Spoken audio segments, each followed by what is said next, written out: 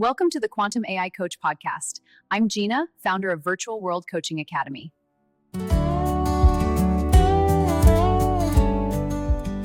So think about this for a second.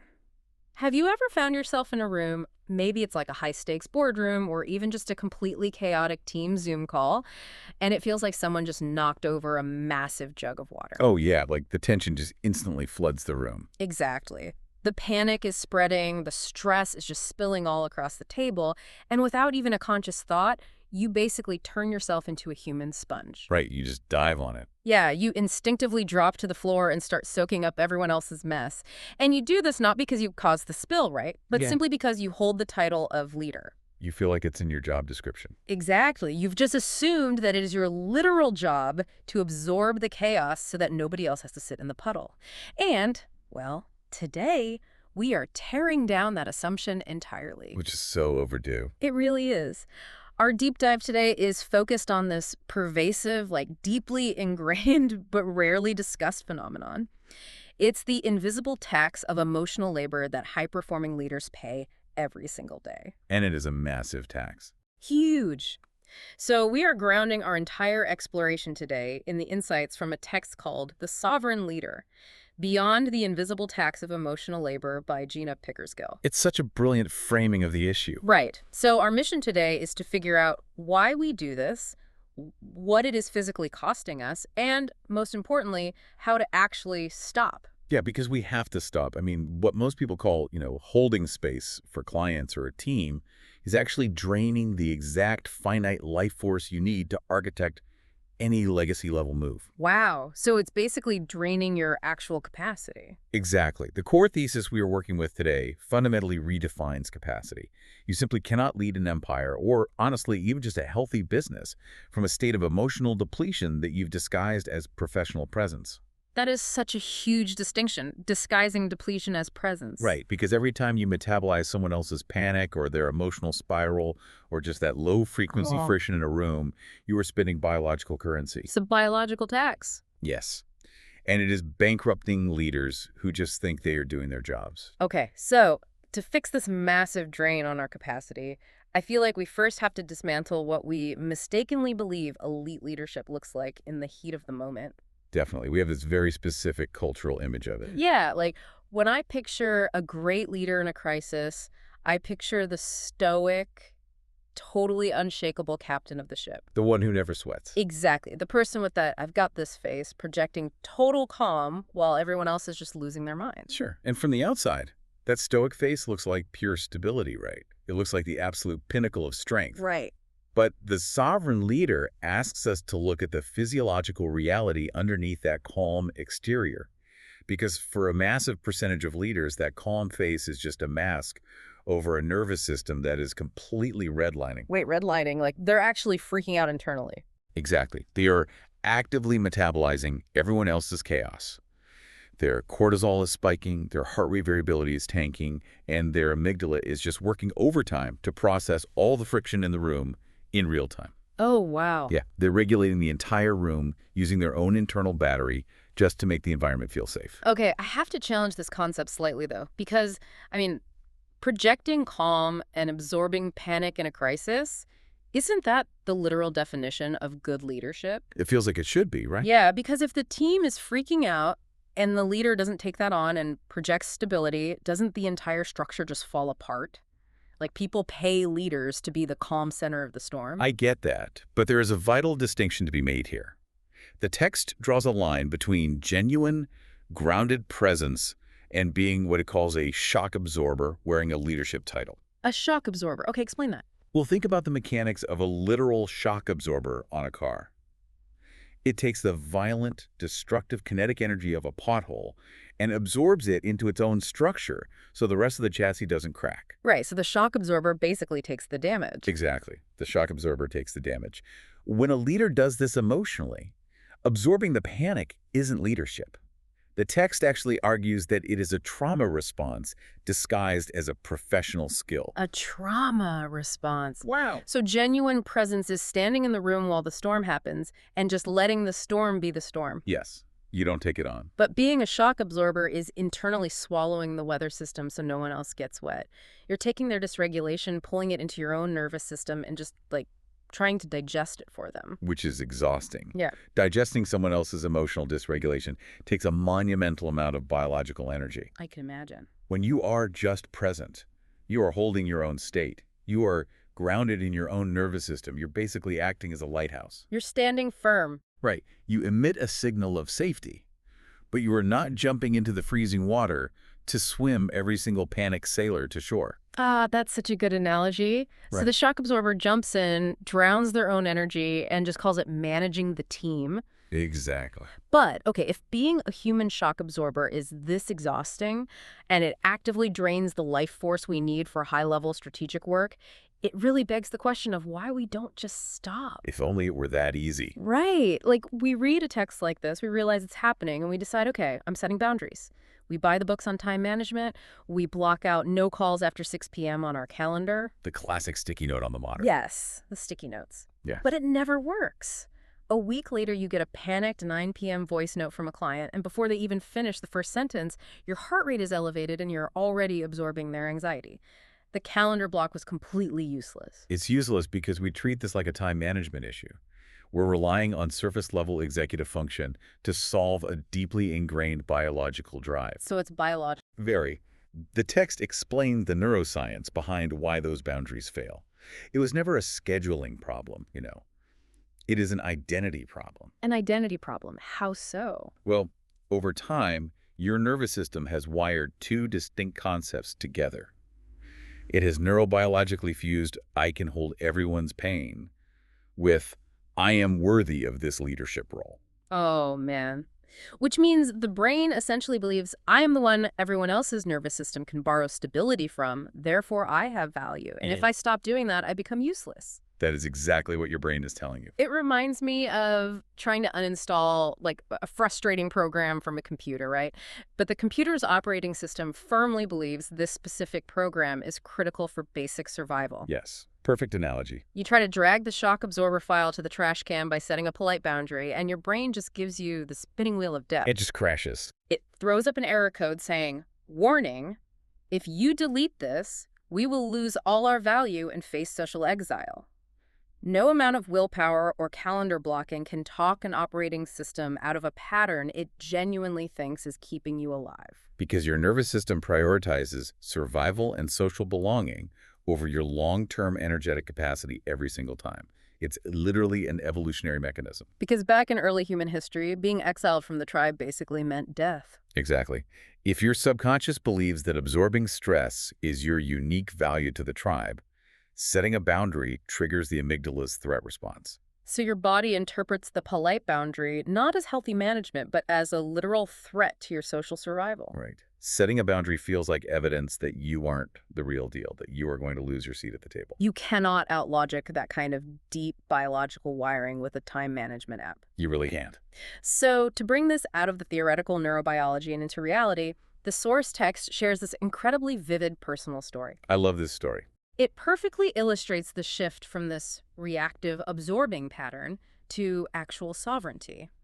The author details a moment where she said yes to a highly visible, career-boosting photo shoot in London. Right, and she describes feeling this very clean, expansive excitement about the shoot initially. It wasn't anxious. No, it wasn't driven by an anxious obligation or a need to perform. It was a genuine pull toward visibility. But the subconscious always has a way of intervening when we are about to step out of our old safe patterns. Oh, always. The night before she was scheduled to travel to London, she had this highly specific dream. Yeah, she dreamt that every single train from her town to London was canceled. And the screen on her transit app went completely dark, leaving her with zero options. So she wakes up from this dream with what she calls a quiet knowing. It wasn't a panicked, adrenaline-fueled wake-up. Right, it was just a calm influx of information. And this is where we really see the fork in the road, right, between the shock absorber identity and the sovereign leader. Absolutely. Because if we look at the old version of the author, the one heavily patterned to manage everyone else's expectations and stay safely small, that dream would have been weaponized by her own nervous system. How so? Well, the brain, prioritizing safety, would have framed the dream as a cosmic sign to just back out. He would have subtly convinced her, listen to your intuition. The universe is telling you to stay home. You don't need to push yourself today. Oh, wow. So she would have self-abandoned under the guise of being spiritually aligned or wise. Exactly. It's a brilliant camouflage for fear. It really is. You convince yourself you're listening to your intuition, but you're actually just defaulting to the old pattern of avoiding visibility so you don't have to deal with the potential friction or judgment of others. Yep. You avoid the shoot, and then later, that familiar heavy disappointment creeps in because you know you played small. But because she had been actively unwiring her nervous system, she didn't take the dream as an immediate excuse to cancel. She asked a truly diagnostic question. Where's my yes coming from? Yes. Where is my yes coming from? That question cuts straight through the noise of the nervous system's threat response. It really does. She interrogated her own motives, and she realized her commitment to the shoot wasn't rooted in obligation. It wasn't coming from a fear of letting the photographer down, and it wasn't some desperate need to prove her worth to her audience. Your yes was clean. Clean and sovereign. So she didn't let the anxiety of the dream dictate her behavior. She gets dressed, goes to the train station anyway, and just stays entirely with herself moment by moment. The text emphasizes that she maintained a grounded present state. She wasn't white-knuckling her way to the station or performing bravery. No. But then we hit the climax of the story, which feels like a total twist ending. It really does. She arrives at the station, and reality perfectly mirrors the dream. A broken rail had completely shut down the line. Every single train was canceled. She is not going to London. And I feel like a lot of people reading this would immediately conclude, oh, the dream was a premonition, the universe was in fact blocking her, and the whole endeavor was a failure because she didn't get the photos. But the text frames this as a massive defining victory. Okay, clarify that for us. Why is this a win? Because the victory has absolutely nothing to do with the external outcome of taking photographs. The win occurred internally the exact moment she decided to move toward visibility without abandoning herself. She acted from a place of power, not compulsion or fear. In that moment on the platform, she proved to her own nervous system that empowerment isn't about gritting your teeth and forcing yourself through terror. Right. Nor is it about waiting patiently until all fear magically vanishes. It's about maintaining your sovereignty while you are in motion. Whether that motion is walking to a train station for a photo shoot or walking into a boardroom to tell a client the hard truth instead of absorbing their panic for them, it is the ability to hold your own energetic state completely independent of the broken rails, the canceled trains, or the panicked clients in front of you. Yes. So we've established what true sovereignty looks like. Right. That internal state of grounded presence where you don't fuse your identity with fixing other people's chaos. Right. But the most critical question remains, how do we actually rewire our nervous system to achieve this?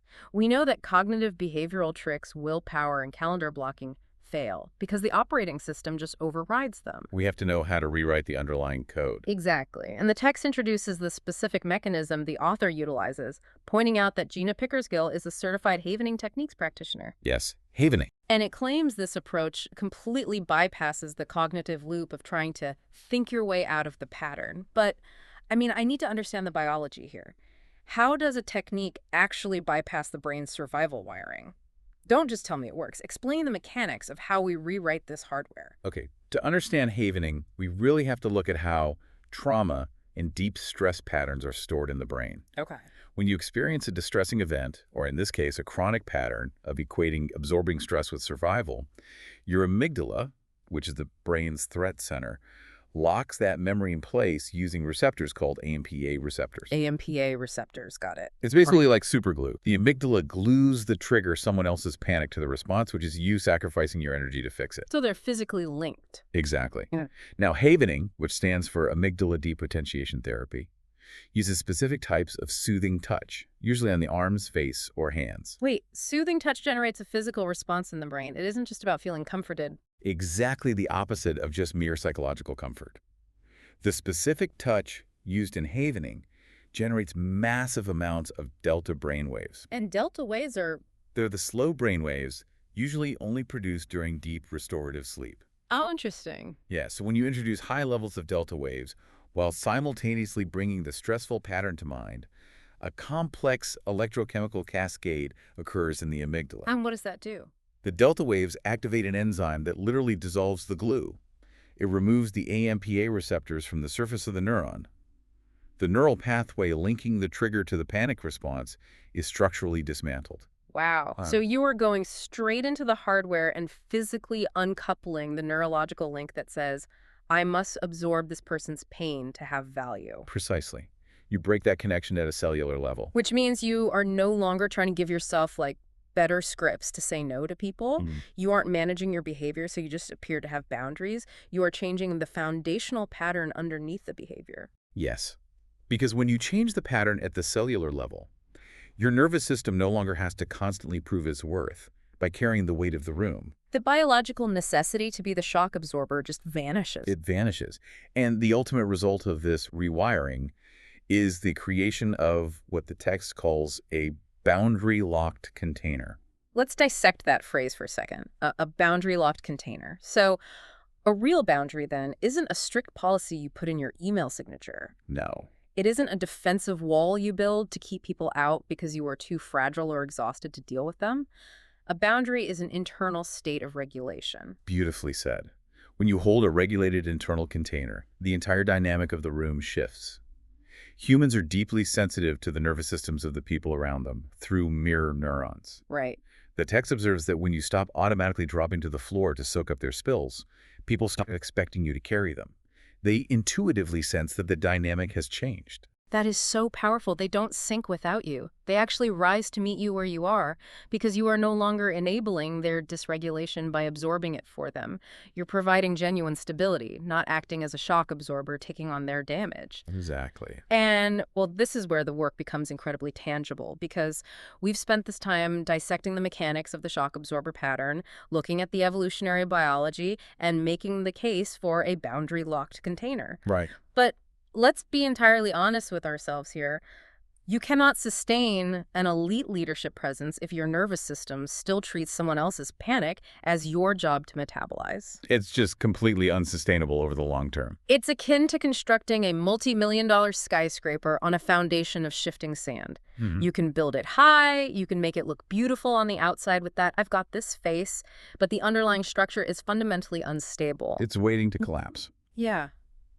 If you felt that quiet exhaustion today, where you keep absorbing the room's temperature just to hold the peace, where you feel completely drained after a simple team meeting because your body was working overtime to regulate everyone else, you need to understand that you aren't broken. No, you are merely patterned. You are patterned, and today you are taking full responsibility for unwiring that pattern, not just managing the symptoms. Exactly. And that's the bridge into the work Gina Pickersgill is doing. Yeah. As a certified Havening Techniques practitioner, her approach moves far past generic boundary scripts. Right, she goes to the root. She works directly with the nervous system itself, using touch and attention to help release those old stress patterns. That's her working model. Not managing behavior, but changing the pattern underneath it. So bringing all of this neurobiology, psychology, and theory back to you listening right now. If you're ready to stop paying the invisible tax on your capacity, look to the resources in the description right now. First, there's the Heal Your Money Wounds workshop. This is your space to expand what your nervous system actually feels safe to hold, receive, and sustain without quietly bracing for the next person's crisis. And second, if you want to find out exactly where this specific pattern absorbing everyone else's emotional load is costing you in your business right now, take her Burden to Boundary AI Coach Assessment. It's brilliant. 3 questions, and it hands you back a personalized read plus your next move. It moves the theory into personalized action. But before you click those links, take a moment to do the sovereign thing right here. If this shifted something for you today, hit like, subscribe, and enable notifications. Because in 2026, leading from a regulated nervous system isn't a nice-to-have luxury. It's the only way to scale without burning out the person doing the scaling. You have to reclaim your capacity because every ounce of energy spent absorbing someone else's friction is energy stolen from your own vision.